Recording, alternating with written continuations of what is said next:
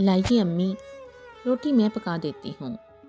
सादिया ने किचन में दाखिल होते हुए ज़ारा बेगम से कहा और अपना दुपट्टा उतार कर साइड पर रखा था। अरे नहीं, तुम रहने दो, बस थोड़ी सी ही है, मैं पका लूँगी। लाइए ना प्लीज़। पहले भी तो मैं पकाती थी। उसने ज़ारा बेगम को साइड पर करके पेड़े बनाने शुरू कर दिए।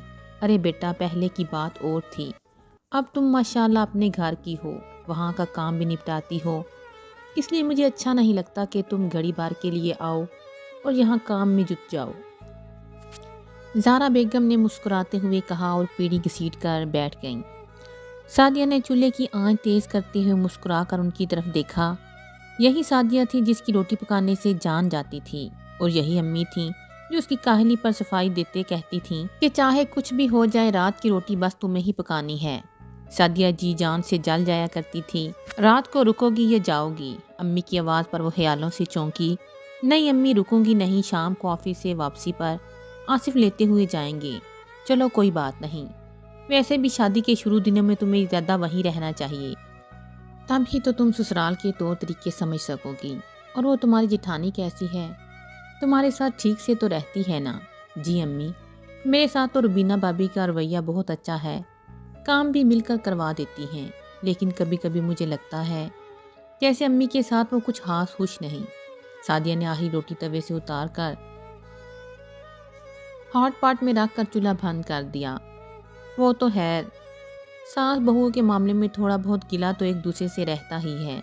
बहरहाल तुम अपना रवैया अपनी सास से ठीक रखना। बुजुर्ग आखिर बुजुर्ग ही होते हैं।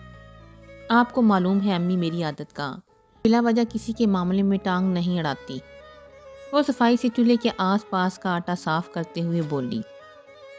अच्छा करती हो, चलो आओ नमाज पढ़ लो। तुम्हारे अब्बा नमाज पढ़ कर आ जाएंगे तो फिर हम तीनों मिलकर खाना खाएंगे।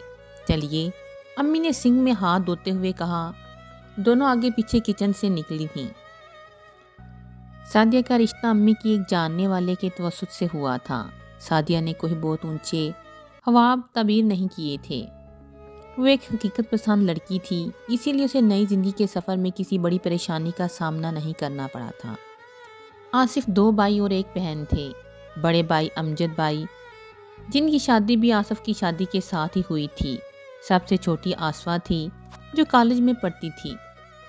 आसिफ के वालिद सरकारी नौकरी से रिटायरमेंट के बाद एक छोटा मोटा सुपर स्टोर चला रहे थे। इसी दफ्तर में अमजद भाई अब अब्बा की जगह काम कर रहे थे। आसिफ एक प्राइवेट जॉब करते थे, सो इसीलिए ज़िंदगी अभी तक ठीक ठाक ही चल रही थी। घर में 2 बहुएं आ गई थीं, इसलिए सादिया की सास सब कुछ बहुओं के हवाले करके खुद बरी ज़िम्मा हो गई थीं। सादिया एक जिम्मेदार बहू की तरह कोशिश करती थी कि किसी को भी उससे कोई शिकायत ना हो। रुबीना भाभी भी उसके साथ बहुत अच्छी तरह पेश आती थीं। दोनों घर का काम मिलजुल कर निपटा लेती थीं, इसीलिए उसे अपनी जेठानी से कोई शिकायत नहीं थी। मगर रुबीना भाभी सास से कुछ खास खुश नहीं लगती थीं। वो किसी बात पर टोकती या कोई बात समझाती तो इन्हें गुस्सा आ जाता। बड़ी बी को हाँ हर बात में बोलने की आदत है, कहने को सारा घर हमारे हवाले है, मगर चलती अब भी इनकी ही है। सादिया इनकी बात सुनकर खामोश हो जाती। उसे रुबीना भाभी की बात गलत लगती थी। अम्मा बड़ी थीं, अगर वो किसी बात को अपने अंदाज से दुरुस्त करने को कहती थीं तो ये कोई ऐसी गलत बात नहीं थी। उन्होंने इतना अरसा शोहर की महदूद आमदनी में खुश असलूबी से घर चलाया था, बच्चों को अच्छी तालीम दिलवाई थी। इस रोज़ भी रुबीना भाभी की चची के यहाँ इन लोगों की दावत थी। रुबीना भाभी बरामदे में रखे इसी स्टैंड पर अपने कपड़े प्रेस कर रही थीं। तभी अम्मा जो करीबी तख्त पर बैठी पान के लिए छालियाँ कुतर रही थीं, बोल उठी। ए बहू, ये क्या तुम इतनी ठंड में बारीक कपड़े पहन रही हो? उन्होंने उसका ब्लैक नेट का सूट देखकर एतराज़ किया था। तुम्हारे वेलवेट के भी तो इतने अच्छे काम वाले सूट हैं, इनमें से ही कोई पहन लो। उन्होंने यूं ही सरसरी सा कहा था, मगर रुबीना भाभी सर से पैर तक खोल उठी थीं। गुस्से से उन्होंने स्त्री का प्लाक खींचा, कपड़े उठाकर धड़ धड़ करती अपने कमरे की जानिब बढ़ गई थीं। हैं, इसे क्या हुआ? अम्मा ने किचन से निकलती सादिया को देखकर पूछा। सादिया ने समझते हुए भी कंधे उचकाकर लाइल्मी का इजहार किया। शाम को अमजद भाई के आने पर उनके कमरे से ठीक ठाक शोर की आवाज़ें आ रही थीं। फिर पता नहीं अमजद भाई ने सादिया को कैसे मनाया। वो दोनों दावत में गए थे। پھر بھی ان کا موڈ خراب ہی رہا، اور پھر تو جیسے روز کا معمول بن گیا تھا۔ اماں اپنی عادت سے مجبور کبھی کچھ بول دیتی تو ایک دم ہنگامہ کھڑا ہو جاتا۔ اب تو روبینہ بابی باقاعدہ جواب دیتی تھیں۔ انہوں نے بیٹے سے اس کا گلہ کیا تو وہ بیچارے خاموشی سے ماں کی صورت تکنے لگے۔ کیا کہتے، بیوی کی سنو تو وہ سچی لگتی ہے، اور ماں کی سنو تو وہ اپنا دکھڑا روتی نظر آتی ہیں۔ اماں لاکھ کوشش کرتی کہ کسی معاملے میں نہ بولیں، خاموش رہیں، لیکن پھر بھی کوئی نہ کوئی بات نکل ہی جاتی۔ شادی کے 1.5 سال بعد ان دونوں نے کچھ مہینوں کے فرق سے ایک بیٹی کو جنم دیا۔ اماں نے سعدیہ کی بیٹی کا نام صبوحی رکھا تھا۔ امجد بھائی کے گھر بیٹی ہوئی تو انہوں نے اس کے لیے ثانیہ نام تجویز کیا تھا، مگر روبینہ بابی نے صاف انکار کر دیا یہ نام رکھنے سے۔ اب اپنے بچوں کے نام بھی ہم اپنی مرضی سے نہیں رکھ سکتے، میں نے کہہ دیا ہے امجد، میں اپنی بیٹی کا نام ہیرا رکھوں گی، انہوں نے صاف الفاظ میں جتا دیا تھا۔ روز روز کے جھگڑوں سے تنگ آ کر امجد بھائی نے آخر کار مطالبہ مان لیا اور علیحدہ گھر لے لیا۔ یوں بالآخر روبینہ بابی کی جیت ہو گئی تھی۔ جاتے جاتے وہ سعدیہ کو بھی سمجھا گئی تھیں، اماں کے ساتھ رہ کر اپنا اور اپنے بچوں کا مستقبل خراب کرو گی، انہوں نے ہمیشہ اپنی مرضی کرنے کی عادت ہے، میری مانو تو تم بھی نکلو یہاں سے، ورنہ پچھتاؤ گی۔ اور سعدیہ ان کی بات پر سوچ میں پڑ گئی تھی، کہیں ایسا نہ ہو اب بابی کے بعد اماں کی توپوں کا رخ میری جانب ہو جائے، لیکن پھر سر جھٹک دیتی، نہیں ایسا کچھ بھی نہیں ہے، اماں ایسی نہیں ہیں۔ ادھر اب اماں بھی بالکل ہی گم سم ہو گئی تھیں، اس لیے کام ہی کسی بات میں دخل اندازی کرتی۔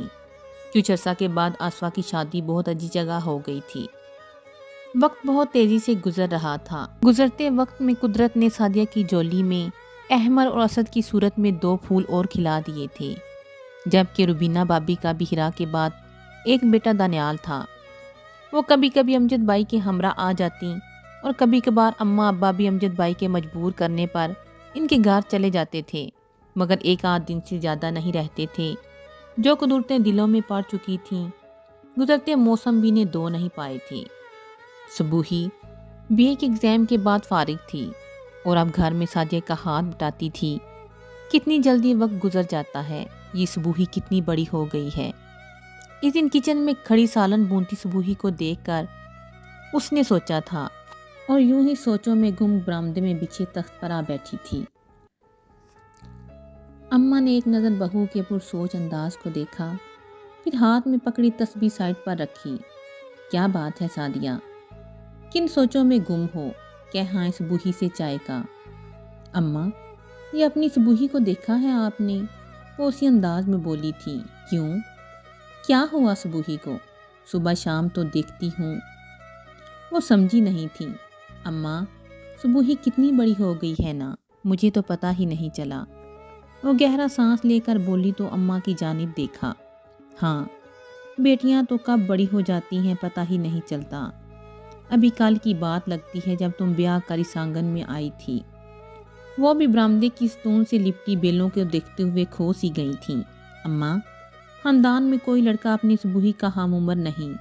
روبینہ بابی کا دانی بھی صبوحی سے 2.5 سال چھوٹا ہے، اور آسفا کے تو تینوں ہی بیٹے بہت چھوٹے ہیں ابھی، اور میرے میکے کا تو آپ کو پتہ ہی ہے، بہن بھائی کوئی ہے ہی نہیں۔ اماں ابا کو گزرے ایک وقت ہو چکا ہے، مجھے تو فکر سی لگ گئی ہے صبوحی کی۔ ارے تمہیں فکر کرنے کی کیا ضرورت ہے، ہم ہیں نا بھی بیٹھے ہوئے، آنے دو آج تمہارے ابا کو، میں کرتی ہوں ان سے بات۔ ہم بڑے ہیں ان کے سوچنے والے، تم کیوں خود کو ہلکان کرتی ہو؟ تمہارے ابا کے کافی دور پار کے رشتہ دار ہیں اسی شہر میں، اور ان کا آنا جانا بھی لگا رہتا ہے ان کی طرف۔ تم دیکھنا ہم اپنی بچی کے لیے کیسا ہیرا لڑکا تلاش کریں گے۔ انہوں نے تسلی دے کر تسبیح اٹھا لی۔ سعدیہ نے بے حد ممنون نگاہوں سے ان کی طرف دیکھا تھا۔ واقعی بزرگوں کی اہمیت سے انکار کرنا ناممکن ہے، یہ ہمارے لیے گنی چھاؤں سے بڑھ کر ہیں، مگر ہم لوگ ان باتوں پر غور نہیں کرتے۔ اور پھر واقعی اماں نے اپنا کہا سچ کر دکھایا تھا۔ تھوڑے ہی عرصے کی دوڑ دھوپ کے بعد ابا نے ایک رشتہ تلاش کیا تھا۔ ابا کے رشتے میں وہ چچا زاد بھائی تھے اور ان کا پوتا تھا زہیب۔ اس کا رشتہ آیا تھا صبوحی کے لیے۔ معمولی چھان بین کے بعد آصف نے بھی رشتہ اوکے کر دیا تھا۔ خاندان بھی دیکھا بالا تھا۔ زہیب ایک پرائیویٹ فرم میں ایک बहुत अच्छी पोस्ट पर था। रुबीना भाभी को जब सुबुही के इतनी अच्छी जगह रिश्ता तय होने का पता चला तो वो बहुत हैरान हुई थी। इतना अच्छा रिश्ता सादिया और आसिफ को किस तरह मिल गया। और जब इन्हें ये बात मालूम हुई ये रिश्ता अम्मा और अब्बा के तवस्सुत से हुआ है तो कुछ देर के लिए तो हैरान ही हो गई थी।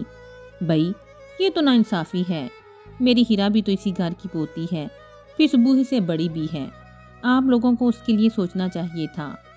अब आप लोग इसके लिए भी ऐसा ही रिश्ता नज़र में रखें। आखिर आप लोग ही तो बड़े हैं हमारे। सुबुही की मंगनी के कुछ रोज़ बाद वो यूं ही मिलने आई तो बातों बातों में ये जिक्र छेड़ बैठी थी। अम्मा खामोशी से सुनती रहीं, फिर गला खनकार कर बड़ी बहू से मुहातिब हुई थीं। रुबीना बेटा, एक बात कहूँगी, बुरा मत मानना। हम आप भी वही बड़े हैं जिनकी मुदाखलत तुम्हें नागवार गुजरती थी। सुबुही और हीरा दोनों ही मेरा खून है और बहुत प्यारी हैं। जहाँ तक रिश्ते की बात है तो हकीकत तो ये है, सुबुही मेरे सामने ही पल कर जवान हुई है। इसकी हर अच्छी बुरी आदत, खामियों और खूबियों से मैं वाकिफ़ हूँ। और हीरा को तो तुमने शुरू से ही हमसे अलग रखा है। वो अपने ननियाल वालों से ज़्यादा घुलती मिलती है। हमारी तरफ तो उसका आना जाना ही काम होता है। अब हम कोई उसके लिए रिश्ता ढूंढते भी हैं तो तुम्हारी तरह अगर वो कल को ये बात कह दे, ये बुढ़ा बुढ़ी कौन होते हैं मेरी ज़िंदगी में मुदाखलत करने वाले, तो बड़ी सच्ची बात है। अब इस उम्र में हम इतनी बेइज्जती से हार नहीं पाएंगे। तुम्हारी भी शुरू से अपनी मर्जी करने की आदत है। अब भला तुम हमारे लाए हुए रिश्ते क्यों पसंद करोगी? तो बेटा जैसा तुम्हें बेहतर लगे तुम अपने बच्चों के लिए सोचो। हम तुम्हारी खुशी में खुश हैं, आगे अल्लाह बेहतर करेगा। और रुबीना भाभी तो जैसे सुन सी होकर रह गई थीं। जो आईना इन्हें वक्त दिखा गया था इसमें इन्हें अपना चेहरा बहुत भयानक नज़र आ रहा था। वो कुछ देर बैठकर बड़ी शर्मिंदगी के साथ उठ गई थी। जाते जाते उन्होंने बड़ी हसरत के साथ सादिया की जानिब देखा था। शाह जब तक दरख्त के साथ रहता है तब तक ही पहचानी जाती है।